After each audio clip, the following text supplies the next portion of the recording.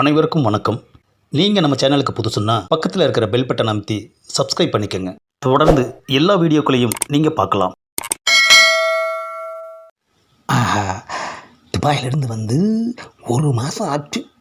ஒரு பயலும் நம்மளை கண்டுக்க மாட்டேங்கிறானே. இந்த ஊருக்கு வந்திருக்கோம், என்ன நடக்குன்றத ஜோசியக்காரனை கேட்டு தெரிஞ்சுக்குவோம். A few moments later. உங்கள் கைராசியை பார்த்தா துபாயிலிருந்து வந்ததுமே உங்களுக்கு சொந்த ஊரில் பல்காக ஒரு அமௌண்ட் கிடைக்க போகுது. 1 hour later. என்ன அது, ஒரே கூட்டமாக இருக்குது. ஓ, பஞ்சாயத்து போல இருக்குது. பஞ்சாயத்தை பார்த்து பல வருஷம் ஆச்சு. போய் என்னன்னு பார்ப்போம். ஆ, என்ன அது, பஞ்சாயத்தில் இவன் நிற்கிறான். இவனே பல பேருக்கு தீர்ப்பு சொல்வான் ஐயா. இப்போ இவனுக்கு யார் தீர்ப்பு சொல்கிறது? எப்போ என்ன பிரச்சனை?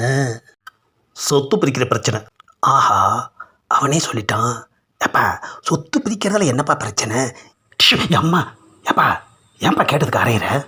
ஒவ்வொருத்தருக்கும் தனித்தனியாக சொல்ல முடியாது, புரியுதா? போன போது அண்ணன் ஆசைப்பட்டு கேட்குறாரு, நானே சொல்கிறேன். A few moments later. ஏப்பா, இதுதான் பிரச்சனையா? இருக்கிறத ஆளுக்கு சமமாக பிரிச்சுக்கிட்டு போக வேண்டியதானே? என்னோட ஒரு தம்பி ஒத்து வர மாட்டேங்கிறானே. இல்லையுமா குண்டக்க மண்டக்க பண்ணணும். கிடைக்கிறத வாங்கிட்டு சந்தோஷமாக இருக்க பாப்பியா, அதை விட்டுட்டு அடம் பிடிக்கிறியே. ஆமாம், சொத்து எவ்வளோ தேரும்? மொத்தம் 30 லட்சம் ரூபாய். ஆஹா, பல்க் அமௌண்ட்டு தான் ஐயா. ஆமாம், நீங்கள் எத்தனை பேர் இருக்கீங்க? 3 பேர். அப்புறம் என்னையா பிரச்சனை? ஆளுக்கு 10 லட்சமாக எடுத்துகிட்டு போக வேண்டியதானே? அங்கே தானே சிக்கலே. என்னையா சிக்கல்? ஒருத்தர் செத்துட்டாரே. ஆஹா, செத்தவனையும் சேர்த்து தான் கணக்கு போட்டு அடம் பிடிச்சிக்கிட்டு இருக்கானா? ஏப்பா, அப்போ 2 பேர் தானே? ஆளுக்கு 15 லட்ச ரூபாயை எடுத்துகிட்டு போக வேண்டியதானே? முடியாது. ஏன்? முக்கியமாக செத்தவருக்கு தான் பங்கு கொடுக்கணும். ஏப்பா, செத்தவருக்கு யாராவது இருக்காங்களா? யாரும் கிடையாது. யாருமே இல்லைன்னா விட்டுட வேண்டியதானே ஐயா? அதை எப்படி விட முடியும்? கூட பிறந்த தம்பியாச்சே, நகமும் சதையுமா இருந்தோம். அப்பேற்பட்ட அவருக்கு எப்படி பங்கு கொடுக்காமல் இருக்க முடியும்? அது மட்டும் இல்லை, யாராவது என்னோட தம்பியாக மாறி அந்த சொத்தை வாங்கிக்கேன்னு சொன்னாலும் யாருமே ஒத்துக்க மாட்டேங்கிறாங்க. ஆஹா, தம்பி செத்து போய் என்ன ஒரு சென்டிமெண்ட்டியா? ஏப்பா, அவர் சொல்கிற மாதிரி யாராவது ஒருத்தர் தம்பியா மாதிரி சொத்தை வாங்கிக்க வேண்டியதானே? என்னது, இவ்வளோ பேர் இருக்காங்க, யாருமே பதில் பேச மாட்டேங்கிறாங்க. அப்பன்னா நம்மளே களத்தில் இறங்கிட வேண்டியதுதான். ஜோசியக்காரன் சொன்னது பலிக்க போகுது. நமக்கு ஒரு பல்க் அமௌண்ட் வரும்னா அது இதுதான் போல இருக்குது. ஆமாம், இங்கே பாருப்பா, இந்த நிமிஷத்துலேருந்து நான் தான் உன் தம்பி. போதுமா?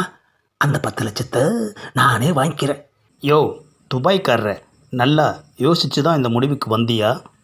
இதில் யோசிக்கிறதுக்கு என்னையா இருக்குது? 10 லட்ச ரூபா பணத்தை யாராவது பஞ்சாயத்தில் வச்சு உனக்கு சும்மா தருவாங்களா? அதுக்கு என்ன காரணம்னு கேட்டியா? தம்பி பாசந்தாயா காரணம், வேற என்ன காரணம்? ஆமாம், இவ்வளோ அக்கறையாக கேட்குறியே, உன்கிட்ட என்ன காரணம்னு சொன்னானா? அதை தாயா பஞ்சாயத்து தொடங்கினதுலேருந்து கேட்குறோம், அவன் சொல்ல மாட்டேங்கிறானே. கழுத, என்னத்தையா பெரிய காரணம் இருக்க போகுது? முதல்ல எல்லாரும் கிளம்புங்க, பஞ்சாயத்து முடிஞ்சு போச்சு. ஏப்பா, உன் தம்பியோட 10 லட்சம் பங்கை ஏன் ஊரில் ஒருத்தருமே ஏற்றுக்க மாட்டேன்னு சொல்லிட்டாங்க? அந்த 10 லட்சத்தை ஏற்றுக்கிட்டா என் தம்பி வாங்கி வச்சிருக்கிற 30 லட்ச ரூபா கடனை அடைக்கணுமே, அதான் யாருமே ஏற்றுக்க முன் வரல. 30 லட்சம் ரூபா கடனா? ஆஹா, துபாயில் நாம் சம்பாதிச்ச மொத்த பணத்துக்கும் சேர்த்து ஆப்பு வச்சிட்டானையா.